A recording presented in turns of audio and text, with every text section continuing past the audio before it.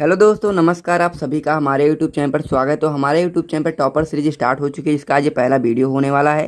तो इसके अंतर्गत हम लोग क्लास 12 फिजिक्स की पूरी सिलेबस को अच्छे तरह से करने वाले हैं, क्योंकि आपको पता होगा कि इस बार आपको 100% सिलेबस करना होगा, क्योंकि कोरोना की वजह से जो 30% सिलेबस बाकी सालों में कट गए थे, इस साल आपको पूरे पूरे पढ़ने पड़ेंगे, क्योंकि कोई भी कोरोना वगैरह कुछ नहीं है। तो इसलिए आपको पूरा 100% सिलेबस पढ़ना पड़ेगा। तो उसके लिए आप लोग जितनी जल्दी तैयारी अपनी शुरू कर देंगे, उतनी ही जल्दी आप लोग अपने सिलेबस को कंप्लीट कर पाएंगे, ताकि आप लोग अपने बोर्ड एग्जाम 2024 में बहुत ही अच्छा स्कोर कर पाएंगे। ठीक, तो उसके लिए सबसे पहले आपको करना क्या है, आपको एक बढ़िया सा टाइम टेबल बना करके अभी से पढ़ाई को स्टार्ट कर देना है। समय को आपको गंवाना नहीं है, यही अच्छा समय है कि आप लोग अभी से तैयारी शुरू कर दें। और अगर अभी से आप लोग तैयारी शुरू करेंगे, तभी आप लोग बहुत ही उचित समय पर अपना सिलेबस कंप्लीट कर पाएंगे, और साथ ही में अपने बोर्ड एग्जाम के लिए बहुत अच्छी तैयारी कर पाएंगे। ठीक है, तो उसी को ध्यान में रखते हुए टॉपर बैच को स्टार्ट किया गया है। आज इसका पहला लेक्चर होने वाला है, जिसमें हम लोग आज पहला चैप्टर शुरू करने वाले हैं क्लास 12 फिजिक्स का, जो आपका होता है वैद्युत आवेश तथा क्षेत्र। ठीक है, तो उस चैप्टर के साथ साथ हम लोग जैसे ही आपका ये चैप्टर समाप्त होगा, फिर नया चैप्टर आएगा, ऐसे करके हम लोग पूरा जितना भी सिलेबस होता है क्लास 12 फिजिक्स का पूरा कराने वाले हैं टॉपर बैच के अंतर्गत। तो आप लोग कुछ करना नहीं, केवल वीडियो को लाइक करना है, चैनल को सब्सक्राइब करना है। और जिसको भी टॉपर बैच ज्वाइन करना है, डिस्क्रिप्शन में आपको मेरा व्हाट्सअप नंबर मिल जाएगा, आप लोग मुझसे कॉन्टैक्ट कर सकते हैं। चार्ज मात्र 100 रुपीज़ है, जिसमें आप लोगों को पूरी चीज़ें देखने को मिलेंगी, यानी कि पूरा नोट्स वगैरह सारी चीज़ें आपको हैंड रिटन देखने को मिलेगा, और साथ ही में इंपॉर्टेंट क्वेश्चन आंसर वगैरह भी आपको वहाँ पर देखने को मिलेगा। ठीक है, तो पूरे साल के लिए चार्ज मात्र 100 रुपये रखा गया है फिलहाल के लिए। तो जितनी जल्दी हो सके आप इसे ज्वाइन कर लीजिए, क्योंकि आगे चल करके इसका प्राइस बढ़ भी सकता है। ठीक है, तो इसमें आपको 100 रुपीज़ का पेमेंट करना पड़ेगा, जिसमें फिजिक्स की पूरी तैयारी आपको 2024 बोर्ड एग्जाम के लिए करवाई जाएगी। इस प्रकार से नोट्स वगैरह आपको देखने को मिलेगा। ठीक है, उसके अलावा अगर हम लोग बात करें, तो ये जो आपका वीडियो लेक्चर्स होगा वो यूट्यूब पर बिल्कुल फ्री में अपलोडेड रहेगा।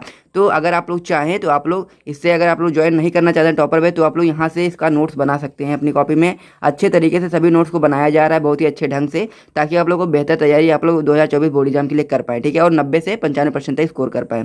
और अगर आप लोग स्कोर करना चाहते हैं एक्चुअल में 90 से 95%, तो आपको तैयारी अभी से स्टार्ट कर देनी है, क्योंकि जितनी जल्दी आप लोग तैयारी शुरू करेंगे, उतनी ही जल्दी आप लोग का सिलेबस कंप्लीट होगा, और उतनी ही जल्दी से आप लोग अपनी सारी चीज़ों को कवर कर पाएंगे, ताकि आप लोग के पास रिवीजन करने का भी अच्छा खासा टाइम बचा रहेगा। ठीक है, तो चलो वीडियो को शुरू करते हैं।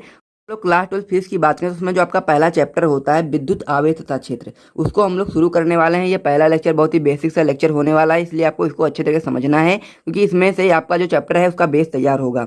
तो सबसे पहले अगर हम लोग बात करें विद्युत आवेश तथा क्षेत्र, यानी कि विद्युत आवेश क्या होता है, विद्युत क्षेत्र क्या होता है, ये सारी चीज़ें हम लोग इस चैप्टर के अंतर्गत पढ़ने वाले हैं। इसमें जो आपका पहला हेडिंग क्या है उसे समझ लीजिए।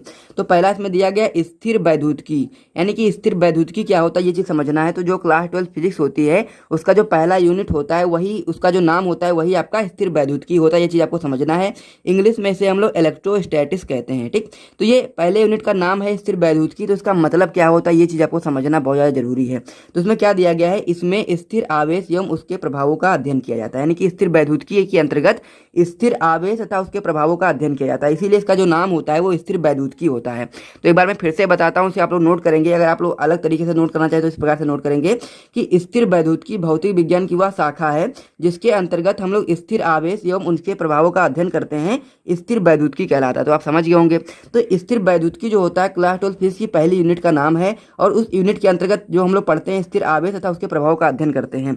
और इस यूनिट में आपके दो चैप्टर आते हैं। पहला चैप्टर आपका ये हो जाता है वैद्युत आवेश तथा क्षेत्र, तथा दूसरा चैप्टर आपका होता है स्थिर वैद्युत विभव तथा धारिता। ठीक है, यानी कि दो चैप्टर आपके इस यूनिट के अंतर्गत आते हैं, और इन दोनों चैप्टर में हम स्थिर आवेश एवं उसके प्रभाव का अध्ययन करते हैं। ठीक है, तो आप लोगों को समझ में आ गया होगा स्थिर वैद्युतिकी क्या होता है और उसमें क्या क्या चीज़ें हम लोग करते हैं। अब ये चीज़ एक और महत्वपूर्ण चीज़ है जो आपको समझना बहुत ज़्यादा जरूरी है, तो यहाँ पर मैं आपको बताता हूँ कि जो आपका आवेश होता है वो तीन अवस्थाओं की अगर हम बात करें, तो तीन अवस्थाएं जो बहुत ज़्यादा महत्वपूर्ण होती हैं। पहला तो इसमें आप लोग जान गए होंगे स्थिर आवेश, यानी कि जब आपका अवस्था कैसी हो, स्थिर हो, यानी कि जब आवेश कैसा हो, आपका रुका हुआ हो। तो जब आपका आवेश रुका होगा, यानी कि स्थिर आवेश होगा, तो वो क्या चीज़ें उत्पन्न करेगा, ये चीज़ आपको समझना बहुत ज़्यादा जरूरी है। ठीक है, तो जब आपका आवेश कैसा होगा, स्थिर होगा, तो जो आपका स्थिर आवेश होता है वो वैद्युत क्षेत्र उत्पन्न करता है। ये चीज़ आपको याद रखनी है, क्योंकि ये क्वेश्चन जो है आपके बोर्ड एग्जाम 2022 में बहुविकल्पी प्रश्न में पूछा गया था कि स्थिर आवेश क्या उत्पन्न करता है। तो आपको याद है, इसे आप लोग अच्छे से नोट करेंगे इसको भी अपनी कॉपी में, कि स्थिर आवेश जो होता है वो वैद्युत क्षेत्र उत्पन्न करता है। बहुविकल्पी में क्वेश्चन पूछा जा सकता है। ठीक है, तो ये पहली अवस्था हो गई। दूसरी अवस्था क्या हो सकती है, तो आप लोग बताओगे गतिशील आवेश, यानी कि जब आवेश कैसा हो, गति कर रहा हो। तो जब आवेश जो होता है वो गतिशील होता है, तब वो क्या करता है ये चीज़ आपको समझना है। ठीक है, जब कैसा है आपका आवेश, आवेश जब आपका गतिशील होता है, जब आपका आवेश गतिशील होता है तो ये आपका चुंबकीय क्षेत्र उत्पन्न करता है, साथ में ही आपका वैद्युत क्षेत्र भी उत्पन्न करता है। चुंबकीय क्षेत्र प्लस में आपका वैद्युत क्षेत्र, ये चीज़ आपको ध्यान रखना है कि जब आपका आवेश कैसा हो, गतिशील होगा तो आपका वैद्युत क्षेत्र तो उत्पन्न करेगा ही, साथ में चुंबकीय क्षेत्र भी उत्पन्न करेगा। इसकी जो तीसरी अवस्था होती है वो आपकी होती है त्वरित आवेश, यानी कि जब त्वरित आवेश होगा तो वो क्या उत्पन्न करेगा, ये चीज़ आपको ध्यान देना है। ठीक, तो जब आपका त्वरित आवेश होता है वो आपका वैद्युत चुंबकीय तरंगे उत्पन्न करता है, ये चीज़ आपको याद होनी चाहिए, वैद्युत चुंबकीय तरंगे। ठीक है, तो आप समझ गए होंगे तीनों पॉइंट के आवेश के। तो पहली अवस्था क्या है आवेश की, स्थिर आवेश। तो जब स्थिर अवस्था में होगा आवेश आपका तो वैद्युत क्षेत्र उत्पन्न करेगा। वहीं पर दूसरा अवस्था इसमें है गतिशील आवेश, जब आपका आवेश होगा गति कर रहा होगा तो वैद्युत क्षेत्र भी उत्पन्न करेगा, साथ में चुंबकीय क्षेत्र भी उत्पन्न करेगा। जब आपका आवेश त्वरित अवस्था में होगा तो वैद्युत चुंबकीय तरंगे उत्पन्न करेगा। ये चीज़ आपको ध्यान देनी है, इसको आप अपनी कॉपी में अच्छे तरीके से नोट कर लीजिए। फिर हम लोग आगे बढ़ते हैं, क्योंकि ये क्वेश्चन जो है आपके बोर्ड एग्जाम में पूछे जा सकते हैं बहुविकल्पी प्रश्न में, तो इसको आपको अच्छे तरीके से याद कर लेना है। ठीक है, तो इसको आप लोग नोट करो, उसके बाद फिर हम लोग आगे बढ़ते हैं। तो हम लोग समझ गए कि स्थिर आवेश क्या होता है, साथ में गतिशील आवेश क्या उत्पन्न करता है, त्वरित आवेश क्या उत्पन्न करता है, और स्थिर वैद्युतिकी के अंतर्गत हम लोग क्या पढ़ते हैं। तो स्थिर वैद्युतिकी जो पहला चैप्टर है वैद्युत आवेश क्षेत्र, उसके अंतर्गत हम लोग ये सारी चीज़ें पढ़ेंगे स्थिर आवेश के बारे में तथा उसके प्रभावों का अध्ययन करेंगे। तो ये चीज़ आपको समझ में आ गई होगी। पहला जो इसमें आपका हेडिंग था स्थिर वैद्युतिकी, आप समझ गए कि ये पहली यूनिट का नाम है और उसके अंतर्गत हम लोग क्या क्या चीज़ें पढ़ते हैं आप समझ गए होंगे। और साथ ही में जो हमने 3 अवस्थाएं आपको बताई ये भी आपको अच्छी तरह से क्लियर हो गई होंगी। तो इसे आप लोग नोट कर लीजिए। उसके बाद फिर हम लोग वैद्युत आवेश के बारे में समझते हैं कि वैद्युत आवेश क्या होता है, ताकि आप लोगों को सारी चीज़ें अच्छी तरह से क्लियर होती रहें। तो अब इसका जो पहला पॉइंट इसमें दिया गया वैद्युत आवेश, यानी कि वैद्युत आवेश क्या होता है हम लोग इसको समझते हैं। तो क्या होता है वैद्युत आवेश, तो नीचे कुछ लिखा हुआ है, सबसे पहले हम लोग उसको पढ़ेंगे, उसका फिर हम लोग समझेंगे। क्या होता है कि जब दो पदार्थों को आपस में रगड़ा जाता है तो ये पदार्थ हल्की हल्की वस्तुओं को अपनी ओर आकर्षित करने लगते हैं। यानी कि जब हम लोग दो पदार्थों को आपस में रगड़ते हैं तो ये दोनों पदार्थ में क्या होता है, कुछ ऐसा विशेष गुण आ जाता है कि ये हल्की हल्की वस्तुओं को अपनी ओर आकर्षित करने लगते हैं। और यह जो स्थिति होती है, यानी कि जब हम लोग दो पदार्थों को आपस में रगड़ते हैं तो क्या होता है कि ये हल्की हल्की वस्तुओं को अपनी ओर आकर्षित करने लगते हैं, और यही जो गुण होता है वही आवेशमय या वैद्युतमय कहलाता है। यानी कि जब वो पदार्थ कह सकते हैं हम लोग आवेशमय हो जाते हैं या फिर वैद्युतमय हो जाते हैं, जब वो अपनी ओर अन्य वस्तुओं का कह सकते हैं हल्की हल्की वस्तुओं को आकर्षित करने लगते हैं रगड़ने पर, तो जो पदार्थ होता है कैसा हो जाता है आवेशमय, यानी कि उसमें आवेश उत्पन्न हो जाता है। इस प्रकार से हम लोग बता सकते हैं। एग्जाम्पल के रूप में आप लोग बता सकते हैं कांच की छड़ी एवं रेशम, यानी कि जब हम लोग कांच की छड़ी एवं रेशम को रगड़ते हैं तो क्या होता है, जो कांच की छड़ होती है वो वैद्युतमय या फिर कह सकते हैं आवेशमय हो जाती है। किस प्रकार से हो जाती है वो चीज़ मैं आपको यहाँ पर अच्छे तरीके से समझाता हूँ। आप लोग बस वीडियो के अंत तक बने रहें, सारी चीज़ें आपको अच्छे तरीके से क्लियर हो जाएंगी, कोई भी डाउट नहीं रहेगा। बस आप लोग क्या करना है, वीडियो के अंत तक बने रहना है, और जहाँ पर भी डाउट होता है आप लोग कमेंट करके जरूर पूछिएगा। ठीक है, तो मान लीजिए आपके पास ये कोई पदार्थ है, ठीक पदार्थ है, तो क्या मान लीजिए इसमें क्या है, मान लीजिए 10 इसमें प्रोटॉन है और 10 ही आपका क्या है न्यूट्रॉन कह सकते हैं इलेक्ट्रॉन है। ठीक है, 10 प्रोटॉन है 10 इलेक्ट्रॉन है। और यहाँ पर मान लीजिए एक और पदार्थ है, इसमें भी आपके 10 प्रोटॉन है और 10 ही इलेक्ट्रॉन है। ठीक है, क्योंकि क्या होता है कि जब आपके प्रोटॉन और न्यूट्रॉन कह सकते हैं प्रोटॉन और इलेक्ट्रॉन जो होते हैं जब समान संख्या में होते हैं तो जो पदार्थ होता है वो कैसा होता है, उदासीन होता है, यानी कि इस पर कोई भी आवेश नहीं है फिलहाल। और यहाँ पर भी क्या है कि जो प्रोटॉन है और इलेक्ट्रॉन है दोनों समान संख्या में है, तो यहाँ पर भी कोई आवेश नहीं है या फिर कह सकते हैं उदासीन है। ठीक, तो जब हम लोग इनको आपस में रगड़ते हैं तो प्रोटॉन तो निकलते नहीं है, इलेक्ट्रॉन का आदान प्रदान होता है। तो ये चीज़ आपको समझना है कि जब हम लोगों ने इसको रगड़ा आपस में तो क्या हुआ कि मान लीजिए यहाँ से 4 इलेक्ट्रॉन निकल करके यहाँ आ गए, यानी कि यहाँ से क्या हो गया 4 इलेक्ट्रॉन निकल गए और इस पर आ गए, इस वाले पदार्थ पर आ गए। तो यहाँ पर क्या हो गया, प्रोटॉन तो 10 हैं लेकिन जो इलेक्ट्रॉन है वो इलेक्ट्रॉन कितने बचे, इलेक्ट्रॉन आपके बचे 6, यानी कि 4 यहाँ से निकल ही गए तो 6 बचेंगे ना। तो ये एक पदार्थ जो हो गया इस पर क्या हो गया, इलेक्ट्रॉन जो है उसकी कमी हो गई। प्रोटॉन क्या है ज़्यादा संख्या में तो प्रोटॉन की अधिकता हो गई और इलेक्ट्रॉन की कमी हो गई। अब इलेक्ट्रॉन की जब कमी हो गई तो ये पदार्थ कैसा हो गया आपका धनावेशित हो गया। ये चीज़ आपको ध्यान देना है कि जब इलेक्ट्रॉन की कमी हो जाएगी तो पदार्थ कैसा हो जाएगा आपका धनावेशित हो जाएगा। आवेश जो होते हैं वैद्युत आवेश जो होता है उसके 2 प्रकार होते हैं, एक होता है धनावेश एक होता है ऋणावेश। अब यहाँ पर क्या हो गया, यहाँ पर देखिए आप लोग यहाँ पर भी जो प्रोटॉन है वो तो 10 ही है, लेकिन यहाँ पर क्या इलेक्ट्रॉन यहाँ से 4 निकले थे और इस पर आ गए थे तो इलेक्ट्रॉन कितने हो गए, इलेक्ट्रॉन 16 हो गए। तो यहाँ पर क्या हो गया, इलेक्ट्रॉन की जो संख्या है वो ज़्यादा हो गई। अब इलेक्ट्रॉन की संख्या ज़्यादा हो गई तो यहाँ पर क्या हो जाएगा, यहाँ पर ऋणावेश आ जाएगा। ठीक है, ये चीज़ आपको ध्यान देना है, इस पर क्या हो जाएगा, ऋणावेश आ जाएगा। तो यही जो दोनों प्रकार होते हैं ऋणावेश और धनावेश, यही जो दोनों होते हैं यही आवेश के कह सकते हैं 2 प्रकार होते हैं। यानी कि जो आवेश होता है वैद्युत आवेश उसके 2 प्रकार क्या होते हैं, धनावेश और ऋणावेश होते हैं। और ये टॉपिक आप समझ गए होंगे। अब हम लोग आगे बढ़ते हैं। यहाँ पर देखिए नोट पॉइंट में कुछ चीज़ें लिखी गई हैं। किसी वस्तु पर इलेक्ट्रॉनों की अधिकता या कमी को हम लोग वैद्युत आवेश कहते हैं। यानी कि जब किसी वस्तु पर क्या होता है, इलेक्ट्रॉन की कमी हो जाए तो भी वहाँ पर आवेश उत्पन्न हो जाता है, और जब किसी वस्तु पर या कह सकते हैं किसी पदार्थ पर इलेक्ट्रॉनों की अधिकता हो जाए तो उस पर भी आवेश उत्पन्न हो जाता है। ठीक है, अब जब आपका इलेक्ट्रॉनों की जो हो जाएगी कमी तो आपका धनावेश उत्पन्न हो जाएगा, और जब इलेक्ट्रॉनों की अधिकता हो जाएगी तो ऋणावेश उत्पन्न हो जाएगा।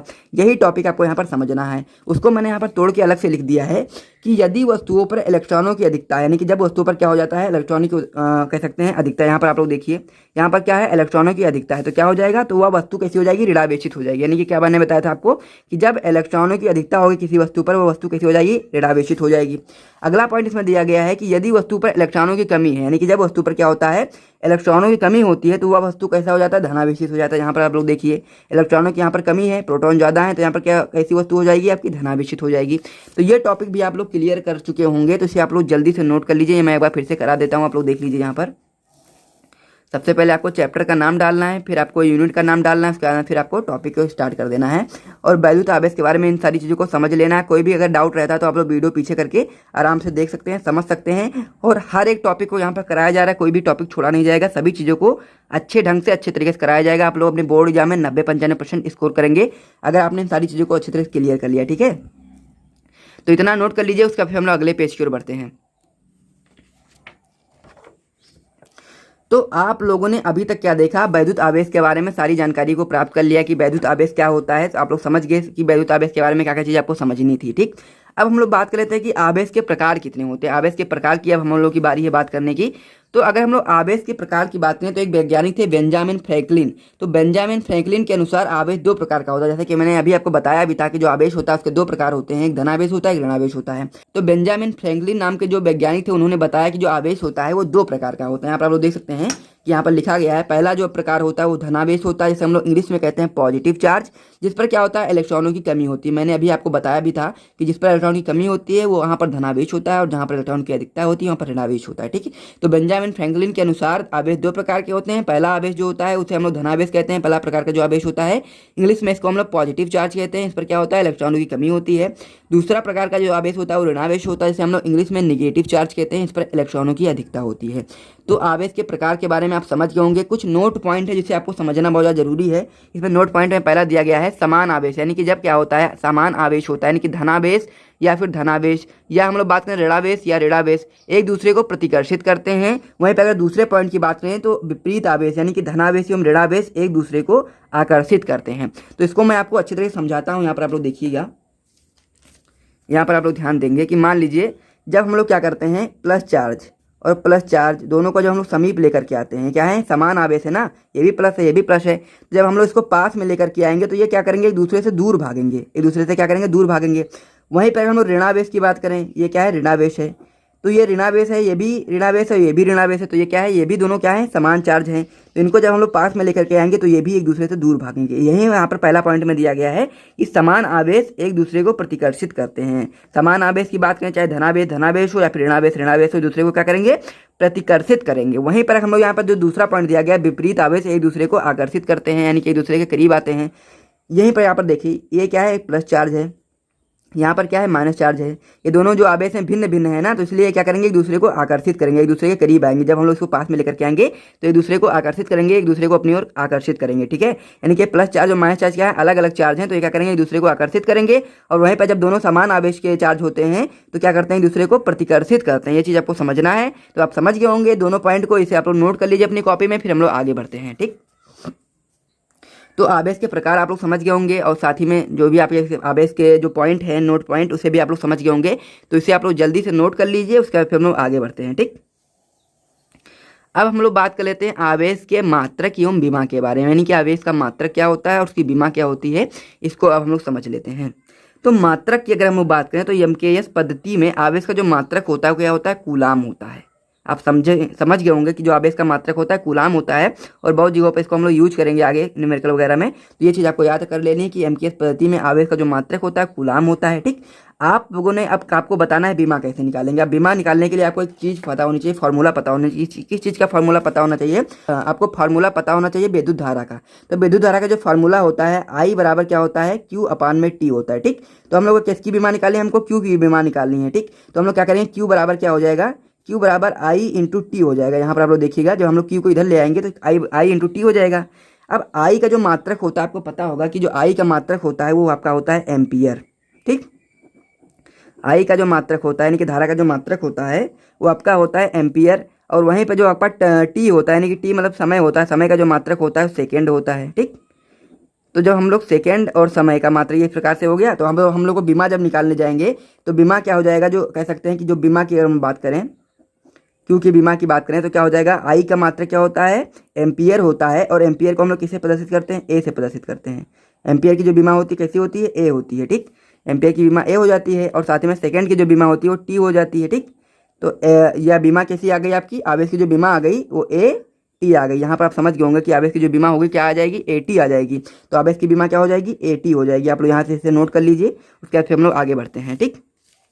तो एक बार मैं फिर से रिपीट कर देता हूँ कि अगर हम लोग इसकी मात्रक एवं बीमा की बात करें तो एमकेएस पद्धति में आवेश का जो मात्रक होता है कूलाम होता है, और अगर हम लोग बीमा निकालने के लिए जाएंगे तो हम लोग को वैद्युत धारा का फार्मूला पता होना चाहिए, आई बराबर क्यू अपान टी होता है।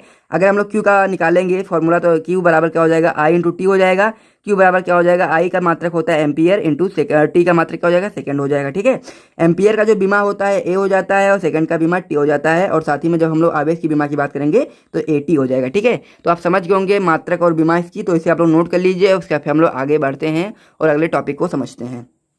तो अब हम लोग आवेशन की विधियों को पढ़ने वाले हैं कि किस प्रकार से किसी वस्तु को आवेशित किया जाता है। उसके अंतर्गत हम लोग को 3 विधियों को पढ़ना है, जिसमें आपकी पहली विधि होती है घर्षण द्वारा आवेश, यानी कि घर्षण द्वारा किस प्रकार से हम लोग किसी वस्तु को आवेशित कर सकते हैं उसको हम लोग समझते हैं। तो यहाँ पर दिया गया है कि दो पदार्थों को आपस में रगड़ने पर इलेक्ट्रॉनों का स्थानांतरण की वजह से एक पर धनावेश तथा दूसरे पर समान परिमाण का ऋणावेश उत्पन्न हो जाता है।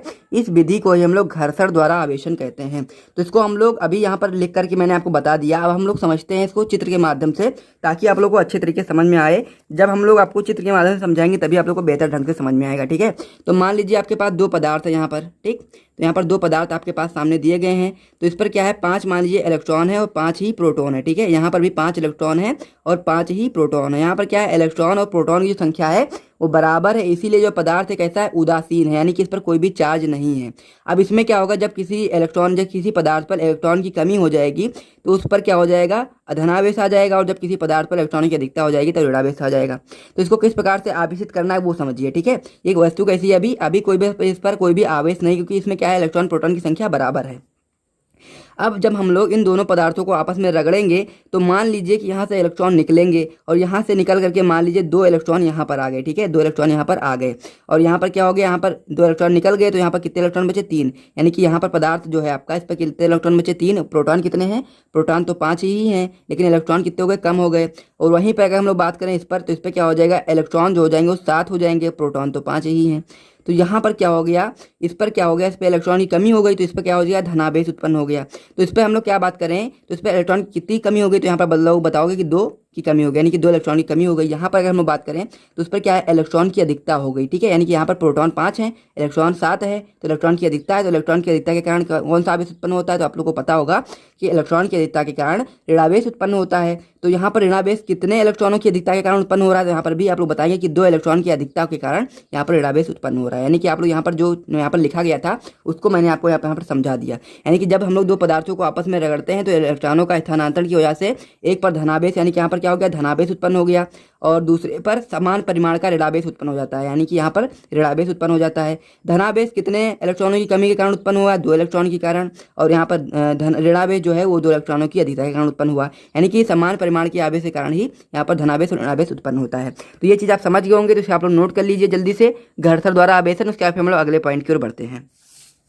तो आवेशन की विधियों की जो आपकी दूसरी विधि है वो आपकी है चालन द्वारा आवेशन। तो चालन द्वारा किस प्रकार से आवेशन होता है हम लोग उसको समझते हैं। तो किसी एक आवेशित वस्तु को किसी दूसरी अनावेशित चालक वस्तु के संपर्क में लाने पर दूसरी वस्तु का आवेशित हो जाना चालन द्वारा आवेशन होता है, ठीक है। तो ये चीज़ आपको समझ में आई होगी, और अगर नहीं समझ में आई होगी तो हमको इसको चित्र के माध्यम से आपको समझाते हैं, ठीक है। तो यहाँ पर देखिए, मान लीजिए कोई भी एक वस्तु है, यहाँ पर इस पर क्या है, इलेक्ट्रॉन, यहाँ पर देख सकते हैं कि ऋणावेश है, यानी कि इलेक्ट्रॉन यहाँ पर है इस पर, यानी कि कैसा है, वस्तु है, ऋणावेशित है, ठीक। वहीं यहाँ पर सामने एक और वस्तु रखी गई है, इस पर कोई भी आवेश नहीं है, कैसा है, अनावेशित है, ठीक। तो जब हम लोग इसको किसी चालक तार से जोड़ देंगे तो क्या होगा, इससे इधर से इलेक्ट्रॉनों का प्रवाह होने लगेगा इधर की ओर, यानी कि इस पर विभवांतर उत्पन्न हो जाएगा, और जब तक इन दोनों पर क्या हो जाएगा, विभव समान नहीं हो जाएगा तब तक इलेक्ट्रॉनों का प्रवाह निरंतर इस वस्तु की ओर होता रहेगा। तो जब इलेक्ट्रॉनों का प्रवाह इस वस्तु की ओर हो जाएगा तो इस पर क्या हो जाएगा, इलेक्ट्रॉनों की अधिकता हो जाएगी, इस पर भी क्या हो जाएगा, इस पर भी आवेश उत्पन्न हो जाएगा। यानी कि यही चीज़ यहाँ पर दी गई है, किसी एक आवेशित वस्तु का, यानी कि कैसा है, एक आवेशित वस्तु वस्तु है दूसरी अनावेशित चालक वस्तु के संपर्क में, यानी कि जब हम लोग दूसरी अनावेशित चालक वस्तु के संपर्क में इस आवेशित वस्तु को लाते हैं तो जो दूसरी वस्तु होती है इस पर भी क्या होता है, इलेक्ट्रॉन का प्रवाह होने लगता है। इसकी वजह से ये भी कैसी हो जाती है, आवेशित हो जाती है। इसीलिए हम लोग यहाँ पर बता सकते हैं कि इस विधि को हम लोग चालन द्वारा आवेशन कहते हैं। नीचे पॉइंट दिया गया है नोट पॉइंट में कि चालन द्वारा समान प्रकृति का आवेश उत्पन्न होता है। तो ये चीज़ भी आपको ध्यान रखनी है कि चालन द्वारा जो आवेशन होता है उससे समान प्रकृति का आवेश उत्पन्न होता है। तो 2 पॉइंट आप लोग समझ गए होंगे आवेशन की विधियों में। अब हम लोग तीसरे पॉइंट की ओर बढ़ते हैं। तो अब हम लोग बात करेंगे प्रेरण द्वारा आवेशन, यानी कि प्रेरण द्वारा किस प्रकार से आवेशन होता है हम लोग उसको समझ लेंगे और साथ ही में इसका लेक्चर जो होगा समाप्त हो जाएगा, आज का लेक्चर नंबर 1। तो इसको आप लोग को अच्छी तरह समझना है। तो आगे क्या लिखा गया है कि यदि किसी आवेशित वस्तु को किसी अनावेशित वस्तु के समीप बिना स्पर्श किया, यानी कि जो पहले की जो चीज़ें थी, यानी कि पहले की जो 2 विधियाँ थी उसमें क्या कर रहे थे हम लोग, दोनों को स्पर्श करा रहे थे, दोनों पदार्थों को क्या करा रहे थे, स्पर्श करा रहे थे। लेकिन प्रेरण द्वारा आवेशन में किसी भी वस्तु को स्पर्श नहीं कराना, यानी कि बिना स्पर्श किए लाएं तो अनावेशित वस्तु की पास वाली सतह पर विपरीत प्रकृति का आवेश उत्पन्न हो जाता है तथा दूर वाली सतह पर समान प्रकृति का आवेश उत्पन्न हो जाता है। इस घटना को हम लोग स्थिर वैद्युत प्रेरण कहते हैं। तो आप समझ गए होंगे कि प्रेरण द्वारा आवेशन क्या होता है। तो यही चीज़ आपको यहाँ पर नोट कर लेनी है और साथ ही में अगर आपके बोर्ड एग्जाम में क्वेश्चन आता है तो आपको यही चीज़ लिखनी है।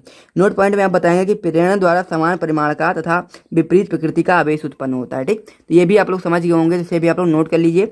तो अगर आपको वीडियो पसंद आए तो वीडियो को लाइक करिएगा, साथ में चैनल को भी सब्सक्राइब करिएगा इसी प्रकार के भी महत्वपूर्ण वीडियोस को जानने के लिए। ये आपका पहला लेक्चर था, काफ़ी बेसिक चीज़ों को हम लोगों ने इसमें समझा है और हर एक टॉपिक को यहाँ पर हम लोग आपको कराएंगे।